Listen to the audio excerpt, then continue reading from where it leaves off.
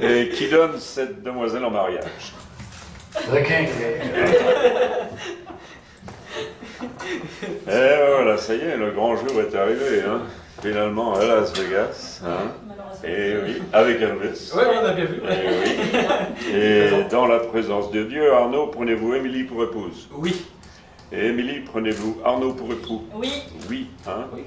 Bonne réponse. Hein. Bon, je suis sûr que vous avez l'intention que votre mariage soit bien réussi pour le reste de votre vie, hein. C'est l'idée. Hein. Alors, pour que ça se passe, il y a beaucoup de principes à connaître, à comprendre, à vivre, pour que les mariages marchent de la façon qu'ils sont dessinés. Alors, mais la bonne chose, avec tous les principes qu'il y a à connaître, ils découlent tous d'un seul principe fondamental, que vous devez garder en pensée toute votre vie, parce qu'il y en a beaucoup qui l'oublient. Ouais, c'est vrai, je les vois venir ici tous les jours, 2 fois, 3 fois, 4, je ne peux plus vous voir, c'est fini. Excepté pour des renouvellements de vœux, vous voyez. Ouais, ouais. Hein, ça, c'est bon pour vous, bon pour le business. Voilà. Alors, la raison pourquoi vous vous mariez, c'est la même raison que tout le monde se marie autour du monde. Il y a des besoins émotionnels et spirituels très profonds en vous-même, Arnaud, et en vous-même, Émilie, que vous ne pouvez pas remplir par vous-même. C'est pour ça que nous finissons par nous marier. Éventuellement, il faut que quelqu'un fasse le boulot pour nous, vous voyez. Eh oui. Et c'est quand ces besoins ne sont pas remplis l'un par l'autre que les problèmes commencent à rentrer en ménage. C'est comme ça que ça marche, c'est très simple à comprendre. En fait, le mariage, c'est vraiment une école d'altruisme. Des fois, c'est les classes dans l'altruisme.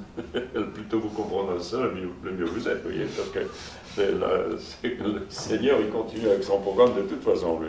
Alors, très important de savoir ce que sont ses besoins, d'être familier avec les ramifications qui y sont attachées. Première chose à savoir à propos de ces besoins, je pense, très important, c'est qu'il faut qu'ils soient remplis d'abord des deux côtés, mais ils sont exactement les mêmes des deux côtés.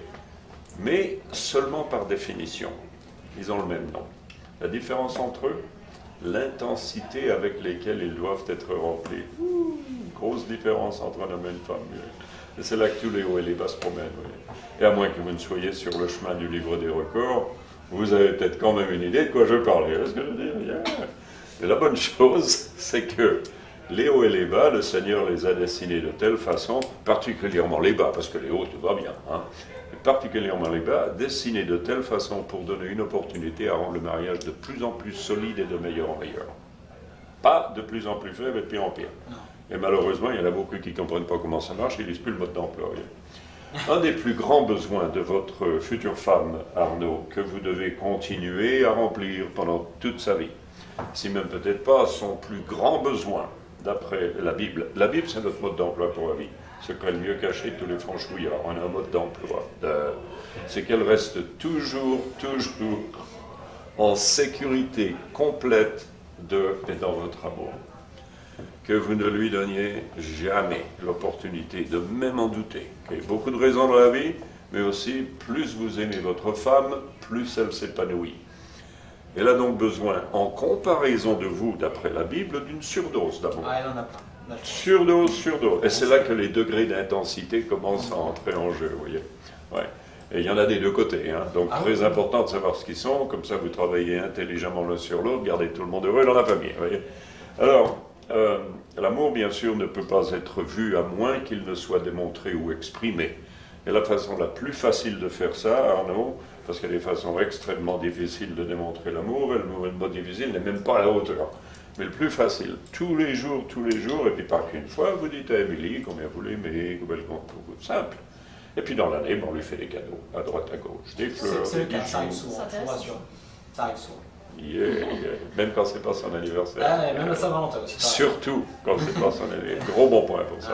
Parce que j'ai pas. Il y a énormément de principes parce qu'il faut pour que les mariages soient réussis, certains qui sont beaucoup plus profonds que ce que je viens de partager, bien sûr, avec des ramifications beaucoup plus profondes. Mais c'est vraiment seulement quand nous marchons dans la façon dont Dieu a dessiné la relation qu'elle doit venir, parce qu'il y a l'intention qu'elle soit. Je vous encourage donc d'étudier votre mode d'emploi pour vous-même, la Bible. Je ne serai jamais déçu pour ça. Tout ce qu'on a besoin pour la vie, c'est là-dedans. C'est aussi la prochaine. Il y a trop de religiosité là-bas, on va pas rester Dieu. Est-ce que je veux dire? Face à face, s'il vous plaît. Monsieur, mettez l'alliance au doigt d'Émilie. Émilie, je te donne cette alliance. Émilie, je te donne cette alliance. Engage de mon amour. Engage de mon amour. Et je te reçois pour femme. Et je te reçois pour femme. Je promets d'être ton mari fidèle. Je te promets d'être fidèle. De t'aimer, de te chérir. De t'aimer, de te chérir. De te respecter et de t'honorer. De te respecter et de t'honorer. Tous les jours de ma vie. Tous les jours de ma vie. Et Émilie, s'il vous plaît, mettez l'alliance au doigt d'Arnaud. Non, c'est sûr. C'est ça. Voilà. Arnaud, je te donne cette alliance. Arnaud, je te donne cette alliance. Engage de mon amour. Engage de mon amour. Et je te reçois pour mari. Je te reçois pour mari. Je promets d'être ta femme fidèle.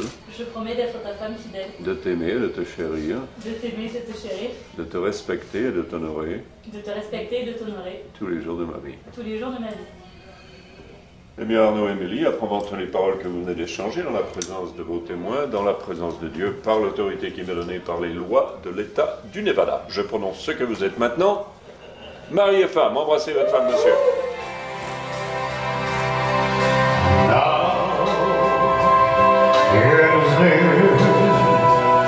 So I face the final curtain, my friend. I'll say clear, I'll state my case, of which I'm certain. I live, life is full, I travel each and every highway and much more than this. I did my way. For what is a man? What has he got? If not in sin.